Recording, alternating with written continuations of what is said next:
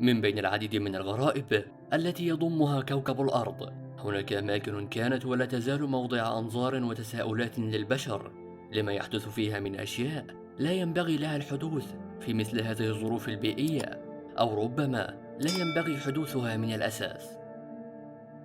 جبال لا يعرف ما تحويه من كنوز، وأماكن تركت مهجورة بعد اختفاء أصحابها، وبحيرة ابتلعت قرية بأكملها. كل هذه المناطق قد تكون غامضة، وعدم إيجاد تفسيرات لها يجعلها أكثر غموضًا، ولكن جميعها قد يفقد هيبته عند الحديث عن المحيطات. هذه الأراضي الزرقاء التي تخبئ تحتها عالمًا آخر، عالم ربما نتحدث عنه فيما بعد. أما الآن فحديثنا عن إحدى البوابات التي سوف ندخل منها إلى هذا العالم، أو ربما تنقلنا إلى أماكن مجهولة أخرى.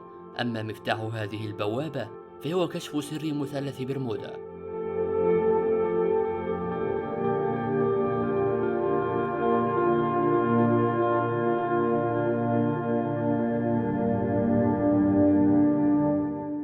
مثلث برمودا هي منطقة مائية غرب المحيط الأطلسي على شكل مثلث متساوي الأضلاع. تمتد أضلاع هذا المثلث من جزيرة برمودا إلى ولاية فلوريدا، ثم إلى بورتوريكو، عائدة إلى برمودا مرة أخرى، وترجع تسميته بهذا الاسم إلى جزيرة برمودا، والتي تمثل أحد رؤوس هذا المثلث.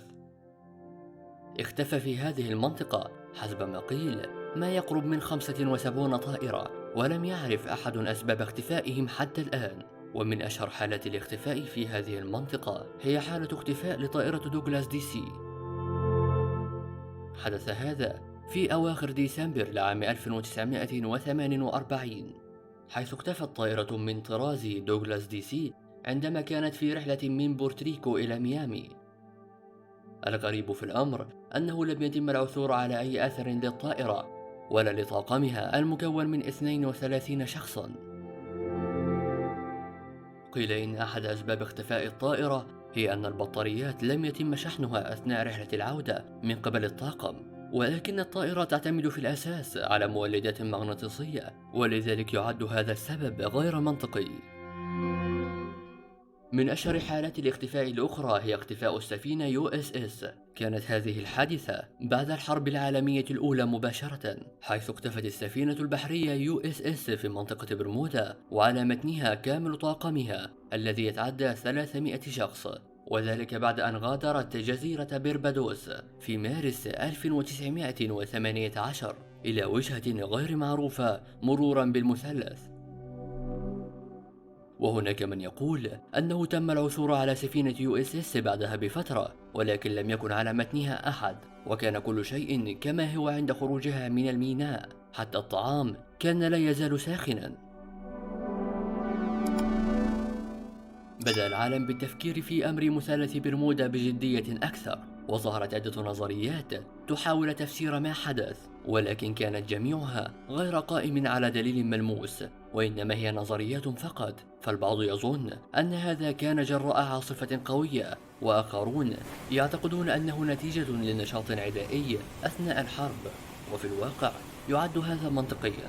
أما الغريب فهي الفرضيات الخيالية التي وضعت في هذه الفترة لتفسير ما يحدث بين أضلاع هذا المثلث، وهذه النظريات مستندة إلى الخرافات والأساطير القديمة. فتبدأ التفسيرات بقول البعض أن السبب يرجع إلى وجود مدينة أطلانتس المفقودة تحت سطح الماء ضمن إحداثيات هذا المثلث، وقال آخرون أنه بسبب المخلوقات الفضائية هناك، وتنتهي إلى اعتقاد البعض من العرب أنه مكان المهدي المنتظر الذي يعيش فيه هو وأهله على جزيرة مخفية لا يمكن لأحد الوصول إليها. من المضحك في الأمر أن هذه الخرافات تقدم كتفسير علمي لما يحدث، مع أن ما يليق بها هو أن يتم سردها كحكايات وقصص قبل النوم. إن اختفاء سفينة USS قد فتح لنا المجال للتفكير في أمر مثلث برمودا من منظور آخر. دعونا نعود بالزمن قليلا، وتحديدا إلى بدايات القرن العشرين. ظهرت في ذلك الوقت اختراعات العالم الكبير نيكولا تسلا، ولقت رواجا كبيرا هذه الفترة حتى وصلت إلى حد السرقة. حيث سرقت مجموعة كبيرة من اختراعاته وأبحاثه من قبل مخترعين وجهات غير معروفة أخرى، ولكن هذا ليس ما نناقشه الآن. دعونا نكمل. كان من بين هذه الأبحاث لتسلا والتي سرقت أيضا هو بحث سري عن كيفية نقل الأشياء المادية عن طريق الموجات الكهرومغناطيسية، وهو ما عرف بعدها عند تنفيذه بمشروع قوس قزح أو تجربة فيلادلفيا. يقال أنه تم الاستعانة بالعالم ألبرت أينشتاين من قبل القوات البحرية في ذلك الوقت لتنفيذ هذا المشروع وفقا للأبحاث التي قام بها تسلا، وتم ذلك على سفينة من طراز USS، ولكن كانت النتيجة مروعة حيث فشل المشروع ولاقى طاقم السفينة مصرعهم التحاما بها بعد تعريض السفينة لمجالات كهرومغناطيسية عالية، ولم ينجو أحد منها. ولكن هل لاحظت شيئا غريبا هنا؟ إن سفينة USS هي نفسها التي اختفت في مثلث برمودا في ظروف غامضة كما ذكرت قبل قليل. والأكثر غموضا هو اختفاء العالم تسلا في ذلك الوقت أيضا، حتى أعلنت الصحف وفاته في عام 1943. والغريب في أمر المشروع أنه تم تنفيذه في مكان غير معروف في المحيط الأطلسي. فهل ترجح أن هناك علاقة بين اختفاء تسلا وسرقة أبحاثه وتجربة فيلادلفيا والتي حدثت جميعها في نفس الفترة الزمنية؟ أم ما زلت تعتقد أن مثلث برمودا ما هو إلا مكان غريب ولا تفسير لما يحدث فيه؟ أم تظن أن هناك شيء ثالث لا نعرفه؟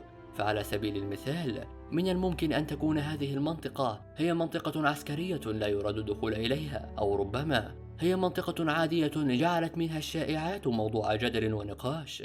ولكن إن كانت منطقة عادية مثل باقي المحيط، فأين ذهبت تلك الطائرات والسفن التي اختفت هناك؟ يبدو أن للأمر أبعادًا أخرى غير التي كنا نظنها، فمن الواضح وجود علاقة قوية تربط مشروع قوس قزح ومثلث برمودا، ومن المؤكد أن الشيء الذي لا يراد لنا معرفته يظل تحت ستر الأشياء الغريبة التي ليس لها تفسير.